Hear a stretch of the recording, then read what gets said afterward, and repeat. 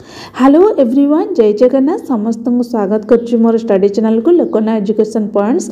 आज आम साइंस जोटा कि पदार्थर अवस्था जोटा कि आमर सिटी एग्जाम सिलेबस अनुजाई क्यारेक्टरिस्टिक्स ऑफ जो मैटर रही डिफरेंट स्टेट्स क्यारेक्टरिस्टिक्स मैटर से टॉपिक रू आम किसी क्वेश्चन डिस्कसन करवा जो गुड़िक आम एग्जाम बारंबार आसी जाऊँगी से क्वेश्चन सब रही मोस्ट रिलेटेड जोटा कि एमसीक्यू रही रहा यार जो सिलेबस जो आम रही माइक्रो ऑर्गेनिज्म से टॉपिक मु ऑलरेडी किसी इंपोर्टेंट क्वेश्चन आलोचना कर जो मैंने देखी ना से चैनल को जाकि playlist city exam all class देखिपर।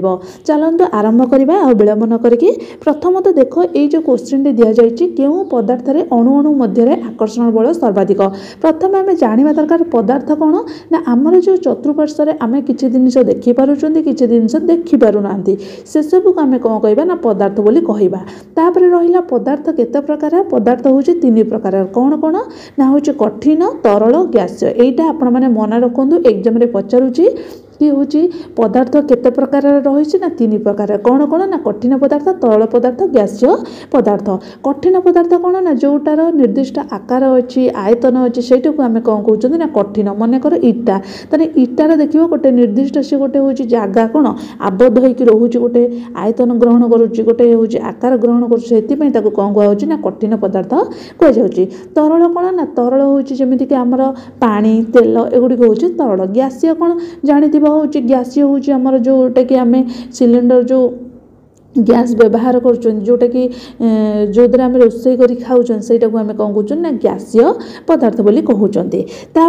देख ये जो क्वेश्चन जो पचारा कि क्यों पदार्थ अणु अणु मध्य आकर्षण बल सर्वाधिक ये जो पदार्थ गुड़िक रही मध्य क्यों पदार्थ कौन हम ना अणु अणु मध्य अधिक आकर्षण बल सृष्टि होता है ताने यार करेक्ट आंसर कौन ना कठिन। कठिन पदार्थ कौन होता है ना अणु अणु मध्य आकर्षण होता है माने देखिब कठिन जो पदार्थ रही शीघ्र अलग करना जदि आम पत्थरटा को भांगा केते समय पर जाके पत्थर चुनचुना हो किंतु सेटा कौन हो तार आकर्षण बलटा सबुठारु अधिक। जदि तरल पदार्थ गोटे देखा मनकर हूँ जल नवा जल हूँ गोटे जगार अच्छी गोटे माने जार अच्छी आम तक कौन करना ना आउ गोटे जार कि पा माने कौन नहीं जावा ताने कौन से गोटे ग्लास रु आउ गोटे ग्लास जो नहीं जाऊँगी सेटा कौन हो आराम से नहीं जाऊँ तार आकर्षण बल कम रोचे।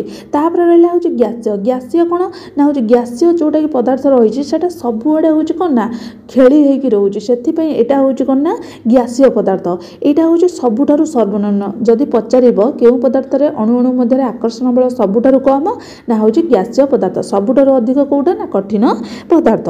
सबू पिला हूँ क्वेश्चन आंसर देवा को चेष्टा कर आउ जार किसी डाउट रोचे मत कमेंट सेक्शन में जन दियो। आपण मानक एतिक अनुरोध माने वीडियो देखला बेले वीडियोटी को लाइक आ कमेंट करने को भूलिबे नाही। सेकंड क्वेश्चन देख यहाँ most important question double star करके रख यहाँ आमर हूँ 2024 सिटी एग्जाम आसाला जलर स्फुटनांक केते डिग्री सेल्सियस ताने आमर जो जल रही तार जो स्फुटनांक रहा से स्फुटनांकटा केते डिग्री सेल्सियस ताने ऑप्शन देछि 0 degree Celsius 1 degree Celsius 90 degree Celsius तापर देछि 100 डिग्री सेल्सियस ताने यह मध्यरु जदि आमे करेक्ट आंसर देखिबा कोन हबो ना हूँ 100 डिग्री सेल्सियस। एटा मोस्ट इंपोर्टेंट क्वेश्चन है बहुत थर रिपीट होची जलर स्फुटनांक केते ना 100 डिग्री सेल्सियस।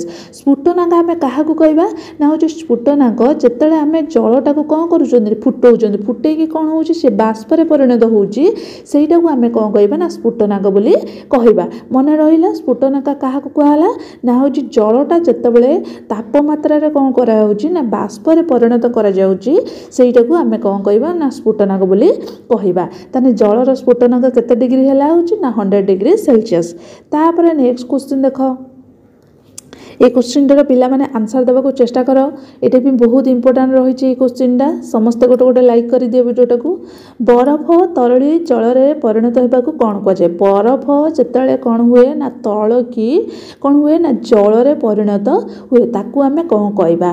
ताने बरफ हूँ आमर की पदार्थ पिला माने कमेंट रे जणाओ बरफटा हूँ की पदार्थ बरफटा हूँ आमर कठिन पदार्थ सी जिते जल हो जाऊँगी सेटा हूँ कौन तरल पदार्थ जिते बाष्प हो जाऊँगी से कौन हो ना ग्यासीय पदार्थ। जलर देख केते माने केते प्रकार परिवर्तन होउची। प्रथमे सी रही तरल पदार्थ रे ताकू पुणी आम बरफ परिणत कर दउछन जतले सी होउची कोन ना कठिन पदार्थ। पुणी ताकू जतले आम होउची कोन ना फुटई फुटई माने जलटाकू तापमात्रा परिणत करछन सी पुणी होउची जो बाष्प बाहरची सेटा कोन होउची ना ग्यासीय पदार्थ हो जाउची। ताने एटी क्वेश्चन पचारची बरफ तरली जल परिणत होबाकू कोन कहे। ऑप्शन देछि गलनांक स्फुटनांक हिमांक एमानक मध्यरु कोनोसी नुहे। ताने एहा मध्यरु करेक्ट आंसर कोन हो ना गलनांक। एटा मोस्ट इंपोर्टेंट लिखिकी रख हैला नोट करिकी डबल स्टार करिकी रख। बरफ जतले तरली की जल परिणत होउची ताकू आमे कोन कहबा गलनांक। ताकू इंग्लिश रे कोन कहे ना मेल्टिंग बोली कुहा जाय। तेने जलटा जितेबाला आमर ना बरफटा जिते तरलिकी जल परिणत होची ताकू आमे कोन कहबा गलनांक जहाँकि आमे इंग्लिश रे कहिताउ मेल्टिंग बोली कहिताउ। तापर रहिला होची जलटा जिते कोन हबो ना बरफ रे परिणत हबो ताकू आमे कोन कहबा ना हिमांक बोली कहबा जोटाकू आमे फ्रीजिंग बोली इंग्लिश रे कहउचंदी। मन रख प्रथम लेख बरफ जिते तरलिकी जल परिणत होची ताकू आमे गलनांक बोली कहिताउ बा मेल्टिंग बोली कहिताउ। तापर जलटा जिते बरफ रे परिणत होची ताकू आमे हिमांक बा फ्रीजिंग बोली कहिताउ। माने अधिक कोन ठंडा अनुभूत माने हिमांक सेटारे अत्यधिक मात्रा रे बढ़ी जाए। तापर रहिला होची जल जिते बाष्प रे परिणत होची ताकू आमे कोन कहिताउ ना स्फुटनांक बोली कहिताउ। एको भी लेखिकी रख। ए तीनटा होची मोस्ट इंपोर्टेंट। पचारि दब बरफ तरली जल रे परिणत हेले कोन हुए नहने पचारि दब जल जिते बरफ रे परिणत करा जाए सेतेबेले कोन ताकू कुहा जाए आ जल जिते बाष्प रे परिणत हुए ताकू कोन कुहा जाए। तापर नेक्स्ट देख आज सुधा केतोटी मौलिक आविष्कृत होइछि। ताने हमर जो मौलिक रहिछि से मौलिक वर्तमान सुधा केतोटी रहिछि। ताने ऑप्शन देछि 110टी 111टी 117टी 118टी। ताने यार उत्तर कोन हबो कमेंट रे दियो। यार उत्तर होउछि कोन ना 118टी 118टी वर्तमान आमर मौलिक आविष्कृत अछि। एही जो 118टी मौलिक आविष्कृत अछि ता भितरे आमर जो रहिछि 98टी कोन ना प्राकृतिक उपर माने एटा होउछि आपे आपे तयारी होइछि। आउ जो रहिला आमर 20टी रहिला एटा होउछि कोन ना कृत्रिम मौलिक पदार्थ माने आविष्कृत हैला लेखिके रख जोटा कि 118टी आमर मौलिक उपादान रहिछि सेथि मध्यरु 98टी रहिछि होउछि माने प्राकृतिक आउ होउछि 20टी रहिछि होउछि कृत्रिम होची मौलिक। तापर नेक्स्ट रहिला एटा भी इंपोर्टेंट डबल स्टार करके रखिबो। तापर रहिला निम्नलिखित प्रक्रिया गुडी मध्यरु केउटी कि फ्यूजन कुआ जाय। ताने हमर एई जो सब परिवर्तन होईची एई जो परिवर्तन मध्यरु केउ परिवर्तनटाकू कोन कुआ जाय ना फ्यूजन कुआ जाय। ऑप्शन देछि तरलरु कठिन को परिवर्तन करिबा कठिनरु तरल को परिवर्तन करिबा तरल पदार्थ रे बाष्प रे परिणत करिबा गैसीय अवस्था कठिन अवस्था रे परिवर्तन करिबा। ताने आमे केउ प्रक्रियाटाकू कहिबा जोटा कि फ्यूजन बोली ना हूँ कठिन रु जिते तरल को पदार्थ हो माने बरफटा जिते जल रे परिणत होची जोटा को आम स्फुटनांक बोली कहीता सेटा को आम कौन कहीता ना फ्यूजन बोली कहीता। ताने एठी तरल रु जिते कठिन को परिवर्तन होची जिते आम कौन थिला जल थिला ताकू आम बरफ रे परिणत करछन ताकू आम कौन कहउछन हिमांक बोली कहउछन। क्वेश्चन देख केमिति बुलेई बांकी पचारुची हैला सेठी पचारितला होची जे आमर बरफटा तरली की जिते परिणत हुए जल से कौन कहुए किंतु एमती पचारि देछि देख तरल रु जिते कठिन को परिवर्तन करा जाउची सेतेले ताको कौन कह जाउची कठिन रु तरल को जिते परिवर्तन होची कौन कह जाउची तरल पदार्थ रे बाष्प रे परिवर्तन कौन कह होची एमि सब क्वेश्चन माने कौन बुलेई बांकी की पकेदबा। ताने यार उत्तर कौन हम कठिन रु जिते तरल को परिवर्तन करा जाउची ताको आमे फ्यूजन बोली कहउचंती।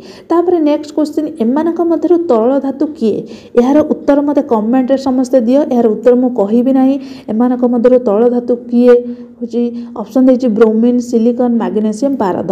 यार उत्तर मते कमेंट रे जणैबो। नेक्स्ट क्वेश्चन देछि कोनोसी पदार्थ को जदि आमे गरम करिबा यार कणिका गुडी को कोन हुए।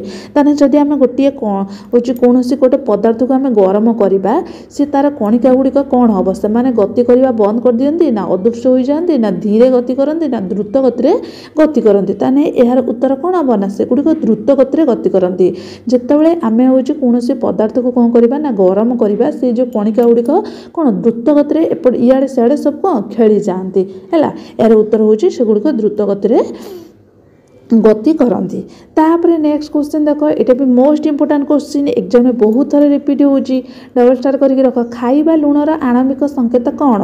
Cl ना HO2 ना NaCl ना NO2CO3। ताने यार उत्तर कौन हम? खाइबा लुणर आणविक संकेत NaCl, जोटा कि सोडियम क्लोराइड बोली कही थाउ। खाइबा लुणर आणविक संकेत होची NaCl। तापर होची Cl र संकेत कौन? क्लोरीन। HO2 रो कौन? जल। तापर होची NaCl रो जानिला सोडियम क्लोराइड। तापर Na2CO3 यार जो संकेतटा कौन मत कमेंट रे जनइब। तापर नेक्स्ट रहिला मैग्नीशियम रो प्रतीक कौन? ऑप्शन देछि K, तापर देछि Cl, तापर देछि Mg, तापर देछि S। ताने एहा मध्ये करेक्ट आंसर कौन हो? Mg। मैग्नीशियम रो होछि प्रतीक जोडे कि आणविक संकेत होछि Mg। आ जदि K आमे देखिबा कार संकेत होछि पोटेशियम हला, लेखि कि रख पोटेशियम। Cl होछि तो क्लोरीन जलना, Mg मैग्नीशियम, S होछि गंधक। तापर नेक्स्ट क्वेश्चन देख, ग्लूकोज रा आणविक संकेत कौन? एई जो क्वेश्चन रहिला एई क्वेश्चन टी मोस्ट इंपोर्टेंट रहिछि आज सेशन में। एटा होछि लास्ट क्वेश्चन। आ एई जो क्वेश्चन टी बारंबार एग्जाम रे रिपीट होछि हैला।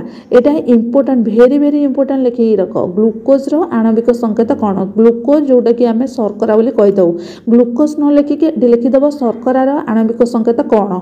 ऑप्शन देछि NH3, तापर देछि CO2, तापर देछि SO2, तापर देछि C6H12, तापर होछि O6। ताने एहार संकेत कौन? ग्लूकोज रो C6H12O6 एटा होछि तार आणविक संकेत। तापर NH3 रो होछि आणविक संकेत कौन? लिखि के रख एमोनिया। CO2 रो होछि कौन ना कार्बन डाइऑक्साइड। SO2 होछि कौन? Sulphur dioxide. एतिकी होछि तार रहितला आणविक संकेत हैला। एतिकी मु आपण मानको पूरा आजिर क्लास रे जेतिकी भी क्वेश्चन डिस्कशन जो 10टी क्वेश्चन डिस्कशन करिछि आपण माने एहारी भितर गोटिए ना गोटिए क्वेश्चन निश्चित एग्जाम रे देखिबा को पाइबे। एतिकी ही थिला पूरा होची जो हमर कैरेक्टरिस्टिक जो रहिछि एतिकी क्वेश्चन थिला। आउ किछि क्वेश्चन यार रहिछि इंपोर्टेंट क्वेश्चन मा गोटे क्लास रे नै कि आसीबे। आ जो माने क्लास टी को देखुचंती निजर सांग साथी मानको शेयर करंतु, वीडियो टी को लाइक करिया को भूलंतु नाही, चैनल टी की सब्सक्राइब करंतु एबले नोटिफिकेशन पाइबा पई। आ ता सहित जो प्रश्न पचरे जाउछि तार उत्तर मध्य मते कमेंट रे जणांतु। रहिली जय जगन्नाथ।